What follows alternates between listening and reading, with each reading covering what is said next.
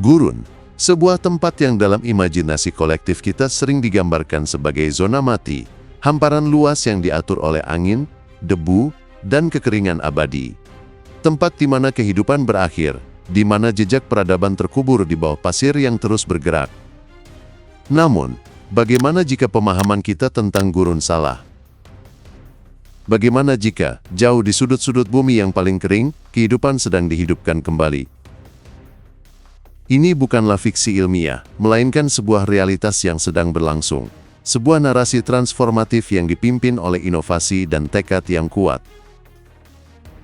Video ini akan mengupas tuntas bagaimana proyek-proyek inovatif di Tiongkok mengubah gurun yang tak berpenghuni menjadi pusat kehidupan baru, menantang takdir, dan memprovokasi pemikiran kita tentang apa yang mungkin dilakukan.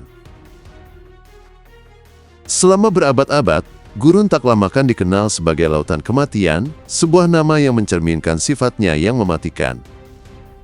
Gurun ini telah menelan segala sesuatu yang dilaluinya, dari jalur perdagangan kuno hingga desa-desa kecil di pinggirannya. Namun, kini, berkat serangkaian proyek inovasi gurun Tiongkok yang berani, gurun ini tidak lagi hanya mengambil, melainkan mulai memberi. Transformasi ini dimulai dengan penemuan ilmiah yang luar biasa. Tim Profesor Hijin berhasil memecahkan masalah yang telah lama menghantui agronomi gurun dengan sebuah metode yang disebut desert soilization. Proses mengubah sifat fisik pasir agar dapat berfungsi layaknya tanah subur. Dengan mengubah komposisi pasir, para ilmuwan membuatnya mampu menyerap air, menahan nutrisi, dan mendukung kehidupan tanaman. Hasilnya sangat dramatis. Di Gurun Badain Jaran, Mongolia Dalam, uji coba pertama menunjukkan peningkatan hasil panen yang signifikan dengan kebutuhan air yang jauh lebih sedikit. Metode berbiaya rendah ini kini sedang merevolusi pertanian di Xinjiang, termasuk sebagian gurun taklamakan. Yang dulunya mustahil tumbuh, kini menghijau, di mana kekeringan pernah berkuasa. Ini bukan sekadar pertanian, ini adalah pembaharuan. Tiongkok telah menulis ulang aturan pertanian, membuktikan bahwa tempat yang dianggap tidak mungkin ditanami kini dapat menghasilkan makanan, pekerjaan, dan kehidupan. Keberhasilan ini telah menarik minat dari seluruh dunia, dengan program percontohan yang kini diuji di gurun-gurun tetangga, memberikan harapan baru bagi ketahanan pangan dunia.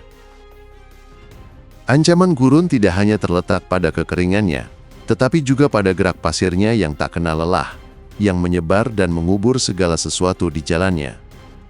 Gurun Tengger, misalnya, terus bergerak ke timur, mengancam lahan pertanian dan kota-kota di dekatnya. Namun, kini, gurun tersebut dihadang oleh sebuah dinding, bukan dari batu bata, melainkan dari pepohonan dan jerami. Sebuah sabuk hijau sepanjang 153 km, membentang melintasi tepi gurun di Ningxia, menghentikan bukit pasir. Ini adalah salah satu proyek inovasi gurun Tiongkok paling berani. Tim lokal menggunakan mesin-mesin baru untuk menenun papan catur dari jerami di atas pasir. Pola-pola ini secara efektif memerangkap angin dan menghentikan pergerakan pasir. Hasilnya, efisiensi meningkat 60%, dan penghalang ini kini melindungi Sungai Kuning, lahan pertanian, dan kota-kota terdekat. Lebih dari 78.000 hektar akan segera diselamatkan. Proyek-proyek mega ini bekerja dengan tenang namun efektif, membentuk kembali lanskap, satu garis hijau pada satu waktu. Sementara di Gurun Badain Jaran, gurun terbesar ketiga di Tiongkok, upaya penghijauan yang terencana dengan hati-hati, telah membuat gurun ini perlahan berubah warna. Pemerintah setempat menanam sabuk hutan dan tanaman ramah gurun seperti lisium dan cianj, yang tumbuh subur tanpa banyak air. Strategi ini tidak melawan gurun, melainkan bekerja sama dengannya, menghentikan erosi dan melindungi kota-kota di sekitarnya. Gelombang hijau yang lambat namun pasti ini mereklamasi gurun, satu tunas pada satu waktu. Gurun Gobi, yang dulunya hening, kini berdengung dengan kekuatan terbarukan.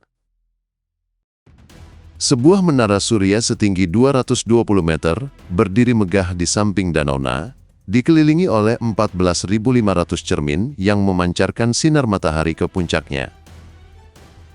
Di dalamnya, garam cair menyimpan panas dan mengubahnya menjadi energi, bahkan setelah matahari terbenam.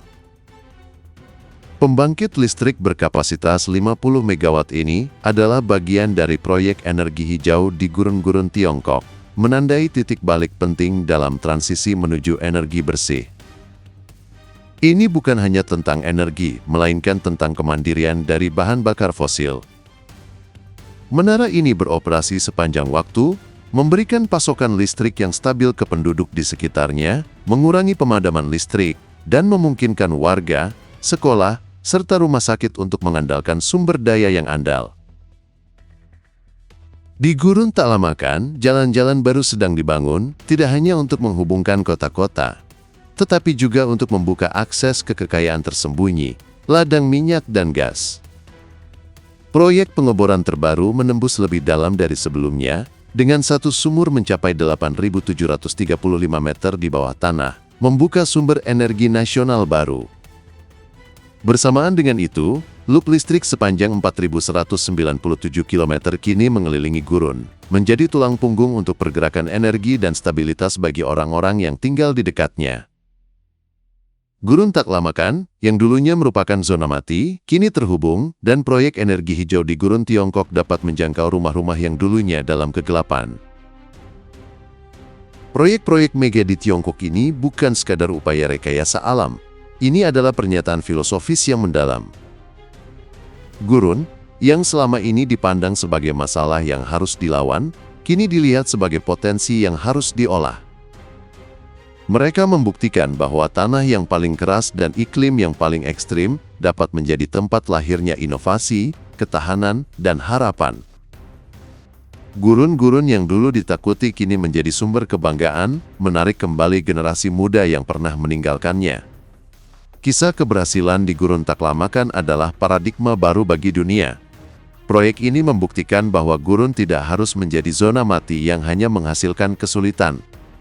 Sebaliknya, dengan inovasi dan tekad, mereka dapat diubah menjadi sumber pangan, energi, dan harapan. Tiongkok telah menunjukkan kepada dunia bahwa masalah dunia seperti ketahanan pangan dan degradasi lahan dapat diatasi dengan pendekatan yang berani dan ilmiah. Proyek ini bukan hanya tentang Tiongkok, tetapi juga tentang potensi solusi bagi negara-negara lain di Timur Tengah, Afrika, dan wilayah gersang lainnya yang menghadapi krisis serupa. Ketika jutaan orang di seluruh dunia berjuang dengan kerawanan pangan, kebangkitan Gurun tak lama kan ini menjadi sebuah mercusuar harapan. Ini memprovokasi kita untuk bertanya, jika kita bisa membuat gandum tumbuh di tengah gurun, hambatan apa lagi yang kita anggap mustahil untuk ditaklukkan? Apakah kita telah terlalu cepat menerima batasan alam sebagai takdir, padahal mungkin yang dibutuhkan hanyalah cara pandang baru yang radikal,